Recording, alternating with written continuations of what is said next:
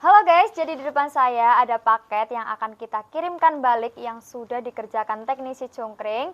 Di sini jumlahnya ada 9 paket, yang satu itu di cancel karena kerusakan pada IC CPU dan usernya tidak menyetujui untuk dilakukan perbaikan. Jadi yang menyala hanya ada 8 unit.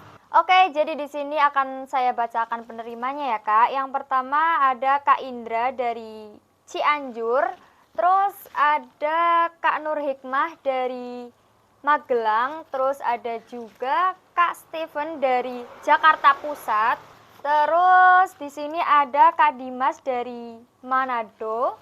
Terus ada juga Kak Sultan dari Sulawesi Selatan. Terus ada Kak Sapri dari Sumatera Selatan. Terus ada Kak Imam dari Jawa Timur. Terus ada juga Kak Joni dari Karanganyar, Tawamangu. Terus di sini juga ada Muhammad Alfiansyah dari Kalimantan Selatan. Jadi ini 9 paket untuk pengiriman hari ini ya Kak. Bagi yang sudah mengirimkan paket dan namanya belum disebutkan, berarti masih dalam proses pengerjaan ya Kak. Terima kasih. Halo sobat semua, jumpa lagi bersama saya di channel Teknisi Cungkring. Video kali ini saya kedatangan HP kiriman subscriber dengan kode pengiriman ini TU1301BC. Kita akan cek riwayatnya TU1301BC. Ini dia TU1301BC. Merek HP Xiaomi, tipenya Mi A2, jenis kerusakan LCD tidak menyala. Penyebab kerusakan salah prosedur waktu pasang LCD sendiri. Waduh. Keterangan mulanya LCD bawaan HP sudah rusak dan sudah ada tompel hitam di layarnya. Kemudian saya mengganti LCD-nya dengan yang baru. Percobaan pertama ini berhasil, LCD menyala dengan konektor terpasang ke mesin, tapi HP belum ditutup karena hanya tes fungsi saja. Lalu HP saya matikan kembali untuk menutup casing HP.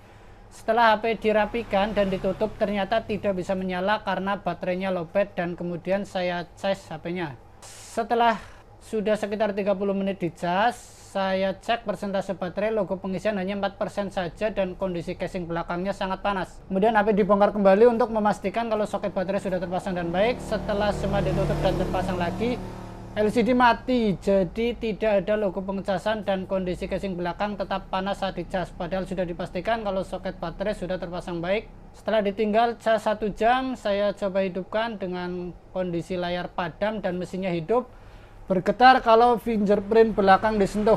Demikian masih oke. Jadi ini kronologinya adalah dia ganti LCD sendiri, tidak menyala, kemudian dicoba LCD baru, tetap dia tidak mau menyala. Makanya saya kemarin, rekan saya yang unboxing cukup kaget karena satu HP dibawakan 3 LCD. LCD ini adalah orinya, ini LCD dia ganti sendiri, kemudian ada LCD lagi yang baru. Katanya semuanya tidak menyala, tapi HP-nya masih menyala, bergetar saat disentuh. Oke, kita akan coba menggunakan LCD ini. Orinya dulu kita cek. Coba kita tekan tombol power.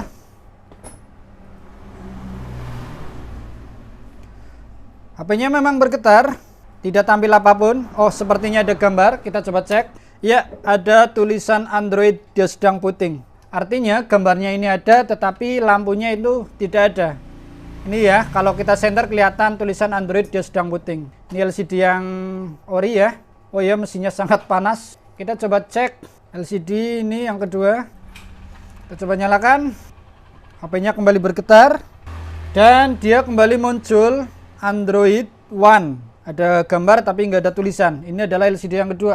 Oke, karena kita dibawakan 3 LCD, akan kita coba semuanya. Kembali bergetar. Dan dia juga muncul tulisan Android One, tetapi cahayanya tidak tampil. 3 LCD hasilnya sama. Cahayanya tidak tampil, berarti fix permasalahan ada di bagian mesin ya, bukan di bagian LCD-nya. Tipenya adalah Mi A2. Kita akan cek skema. Ini dia Mi A2 atau disebutnya Mi6X. Kita akan cek di dioda mode, kemudian kita cek juga di LCD light. Dia konektor LCD, jalur LCD light atau lampu LCD ada 1, 2, 3, 4 pin. Dan kita cek dioda mode konektor LCD. Perhatikan di sini untuk LCD light itu ada di pin kedua, 3, 5, Dan ini berapa? Kita hitung 1, 2, 3, 4, 5, 6, 7, 8, 9, 10. Dan pin ke-10 ya. Jalur lampu LCD ada 4 pin. Pin kedua, ketiga, kelima, dan ke-10. Kita cek di diode mode. Pin kedua ada hambatan, pin ketiga ada hambatan, pin kelima ada hambatan, pin ke-10 ini juga ada hambatan ya. Kita akan ukur di mesin apakah semuanya ada hambatannya sesuai petunjuk atau tidak. Akan gunakan mikroskop. Terus siapkan avometer. Setting di pengukuran diode. Ini dia konektor LCD-nya sudah kelihatan. Akan kita lakukan pengukuran. Yang pertama di pin kedua ada hambatan 0,6. Cek pin kedua 0,6. Tolerannya ini 0,5, kita ukur 0,6 itu toleran. Pin ketiga ada 0,5 juga. Kita akan ukur pin ketiga. Ya, ada 0,6, ini masih toleran. Kemudian pin kelima, ini dia, ada 0,3. Ini 0,4 ya LED-nya. Ya, ini masih mendekati. Dan pin ke-10 ini 0,39 ya. Karena pin 10 ini juga berhubungan dengan jalur lampu, akan kita ukur pin ke-10.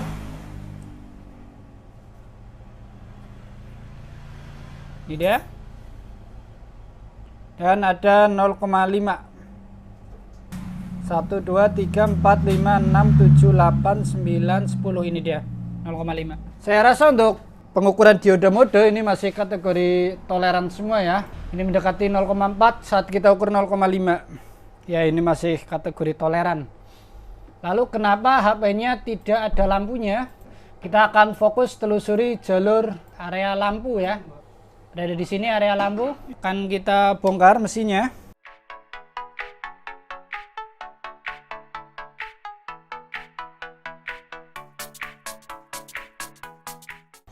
Ini dia kondisi mesinnya masih utuh ya. Kalengnya masih tertutup rapi. Kita akan fokus ke area lampu berada di sini berarti berdasarkan skema. Ini kita akan coba buka kalengnya. Ya, ini kalengnya harus kita angkat dulu ya. Jadi kita akan membuang kaleng ini. Kita akan angkat kaleng menggunakan blower ya. Dengan settingan panas 380, anginnya itu 50. Kita akan angkat kaleng secara perlahan, tidak gunakan mikroskop ya.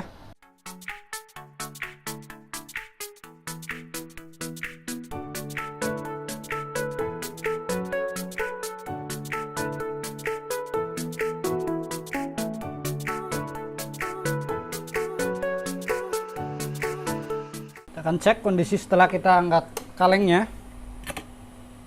Ya, ini komponennya sepertinya masih aman semuanya. Baik, di sini setelah kita temukan dioda ini melepuh ya. Setelah kita bongkar kaleng, kita melihat ada sebuah dioda yang melepuh. Ini sepertinya dioda sudah tidak berfungsi lagi karena dia sudah melepuh seperti itu. Dan banyak juga kasus di lapangan untuk lampu itu masalahnya ada di lilitan. Lilitan yang saya maksud adalah lilitan VPH power ini. Terkadang diodanya bermasalah, lilitannya ikut bermasalah. Namun di sini akan coba kita cek lilitan VPH power dari sini ke sini, apakah dia masih terhubung atau tidak. Kita akan ukur menggunakan avometer. Dia masih terhubung 0,00 ya. Berarti kemungkinan besar ini lilitan masih berfungsi. Makanya di sini yang saya akan lakukan adalah mengganti dioda di jalur lampu ini. Oke, akan kita lepas diodanya. Kita gunakan panas 380, anginnya 100. Ini harus sangat hati-hati dengan suhu sekian. Ya, diodanya sudah terlepas. Ini dia ya, diodanya. Kita ingat-ingat garisnya tadi berada di sini ya. Karena dioda itu punya polaritas, masangnya itu nggak boleh kebalik. Kita akan carikan dioda. Di sini saya akan lepaskan dioda dari mesin bangkaian ya. Ini adalah Redmi 6A yang sudah diacak-acak ya. Ini masih ada sebuah dioda. Akan coba kita lepas. Gunakan panas 380, anginnya 100. Dia diodanya sudah terlepas. Akan coba kita pasangkan ke mesin yang sedang kita kerjakan. Ini dia, polaritasnya tidak boleh terbalik. Kita gunakan panas 380, anginnya 50 untuk proses pemasangan. Ini dia, dioda sudah terpasang. Kita dinginkan sebentar, gunakan kipas.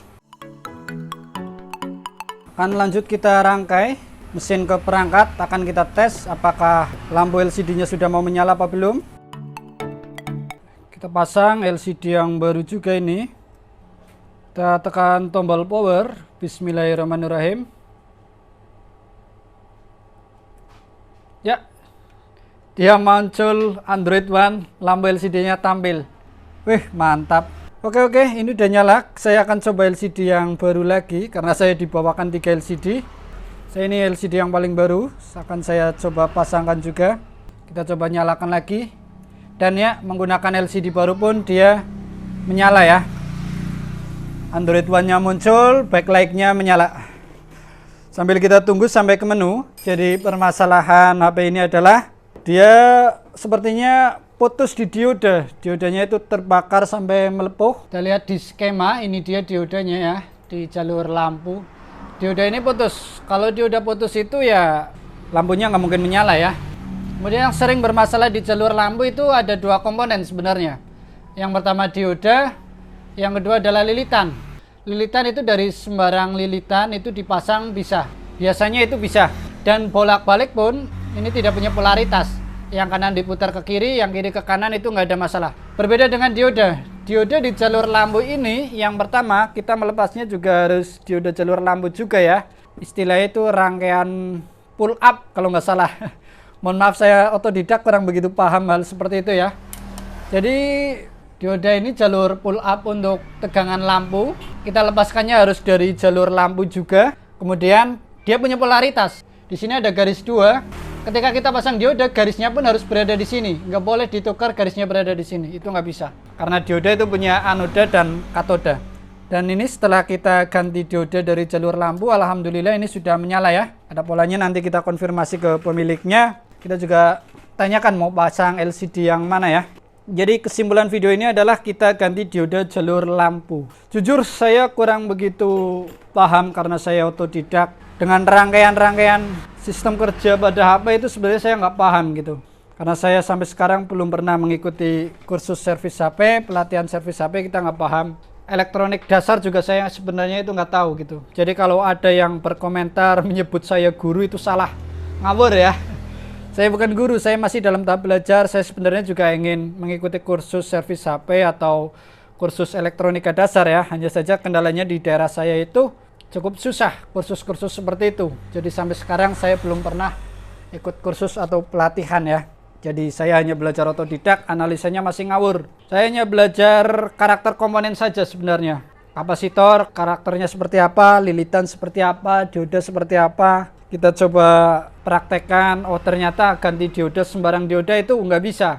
Untuk jalur lampu terutama ya, itu harus dioda dari jalur lampu juga gitu. Kemudian untuk lilitan itu bisa sembarang lilitan. Bolak-balik nggak ada masalah. Kapasitor bisa sembarang kapasitor, bolak-balik nggak masalah. Mungkin sebenarnya ada pengaruh sedikit, tapi saya tidak begitu paham itu ya. Jadi sekali lagi video yang saya buat ini adalah bukan maksud menggurui ya. Tapi saya sharing kepada teman-teman, barangkali bisa bermanfaat untuk rekan-rekan yang masih belajar dalam dunia servis HP. Baiklah, semoga video ini bermanfaat. Kita jumpa lagi di video berikutnya. Salam solder panas, mantap.